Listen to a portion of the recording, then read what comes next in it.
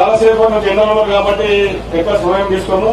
ఇప్పుడు మన ఆర్మూర్ శాసనసభ్యులు గౌరవనీయులు రాజేష్ రెడ్డి గారు మీరు మాట్లాడవలసిందిగా కోరుతా ఉన్నాను.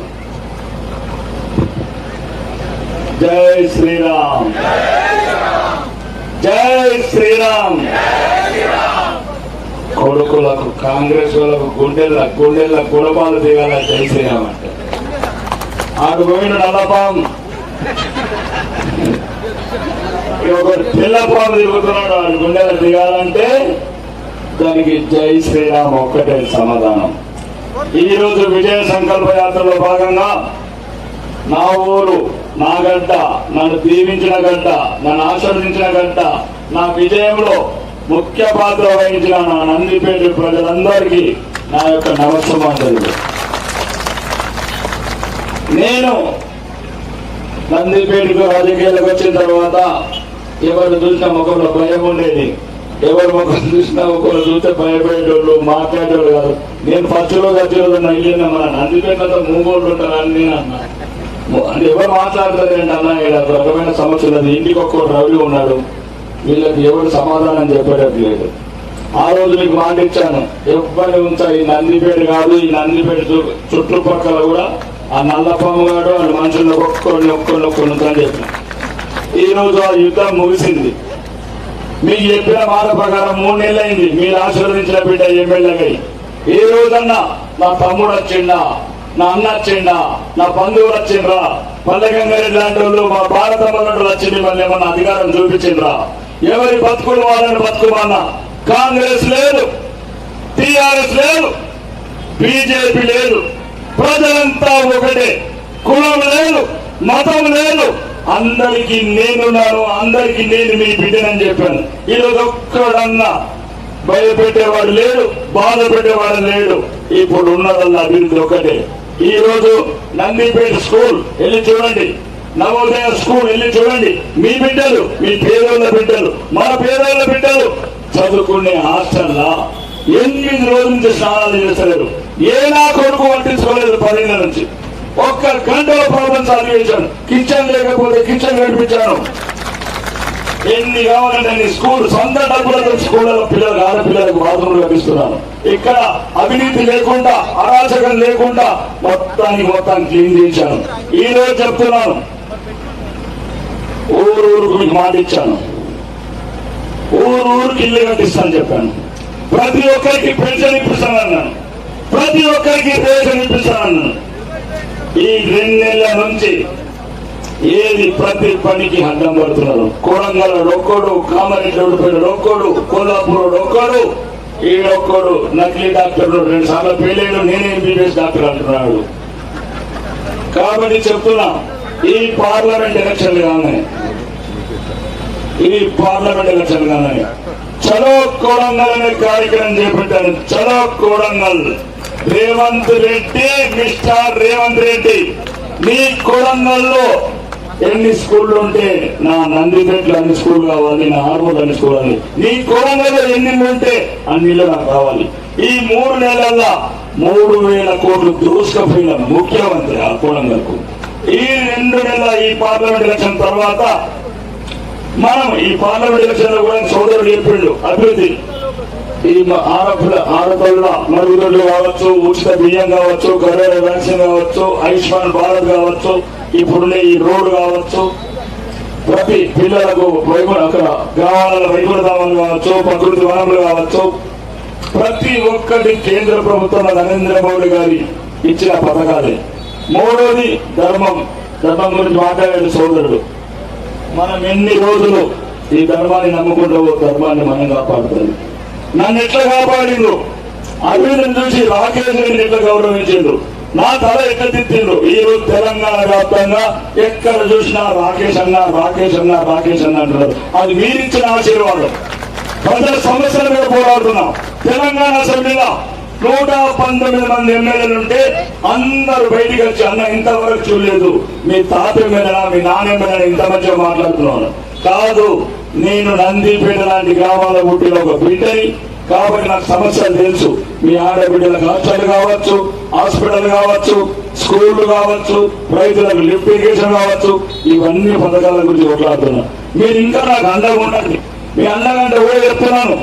ఇప్పుడు జరిగే ఈ సంగ్రామంలో ఇక్కడ బీఆర్ఎస్ అనేది లేదు, కాంగ్రెస్ ఢిల్లీలో వచ్చేది లేదు. దయచేసి ఈ మాటినండి. కాంగ్రెస్ ఢిల్లీలో రాదు, బీఆర్ఎస్ ఇక్కడ రాదు లేదు. కాబట్టి ఉన్నది ఒకటి భారతీయ జనతా పార్టీ ఒకటే.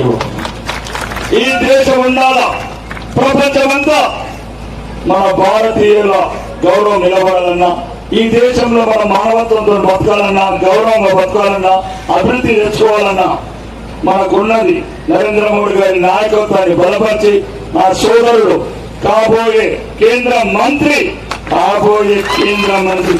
మళ్ళా తోటి చెప్తున్నాను. నా సోదరుడు కేంద్ర మంత్రి అని.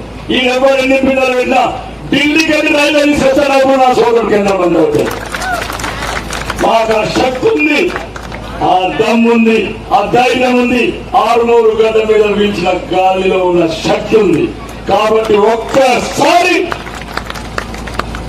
50 మన ఎంత వచ్చింది 30 ఇప్పుడు ఎప్పుడు తెలంగాణ అసెంబ్లీలో 50,000 ఓట్లు వీళ్ళు తీసుకొని రాకపోతే అప్పుడు 50,000 మెజార్టీ తీసుకొచ్చి తెలంగాణనే 6 అంటే ఇది ఆత్మాభిమానము గడ్డాన్ని నిలిపిద్దాము. ఇది బీజేపీ అడ్డాన్ని నిలిపిద్దాము.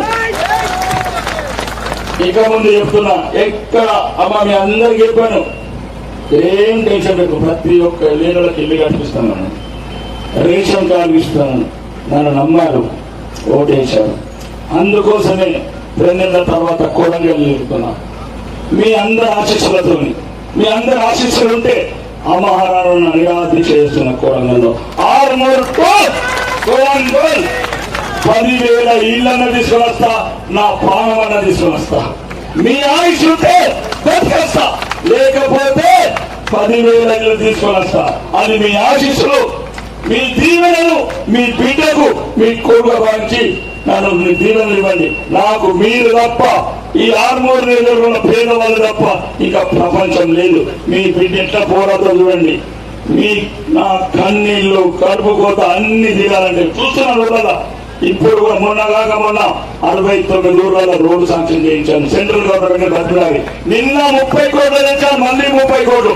ఈ కోడుకోడు కోలపూరోడు, కోలంగలోడు, ఇలా ఓడిపోయే తెల్లపాము ఎందరూ ఎన్ని రకాలుగా అడ్డు పెట్టినా నేను 6 ప్రజల గురించి చావాలని దస్తాను. ఎట్టి పరిస్థితుల్లో కాంప్రమైజ్ కాను.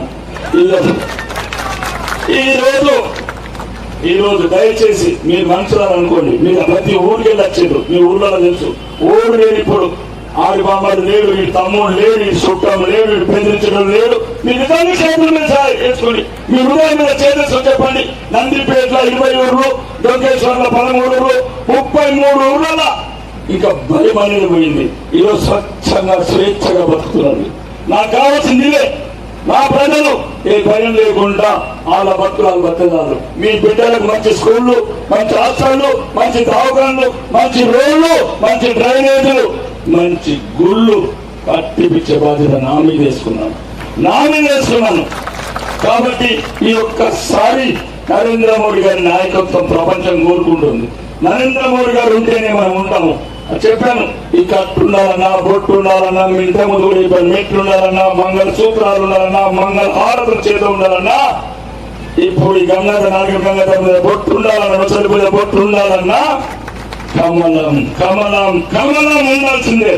కమలమే ఈ దేశానికి రక్ష, ఈ కమలమే ధర్మానికి రక్ష, ఈ కమలమే నందిపేటకి రక్ష.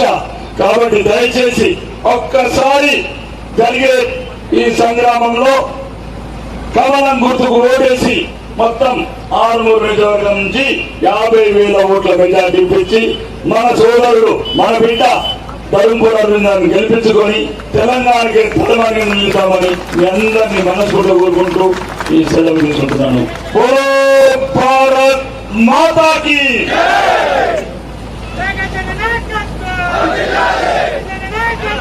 మహిళలందరికీ కూడా చేతులు జోడించి క్షమాపణలు కొడతామన్నా. లేట్ అయింది, వచ్చే వరకు మీరు ఎండలు నిలబెట్టినాము, దయచేసి క్షమించండి.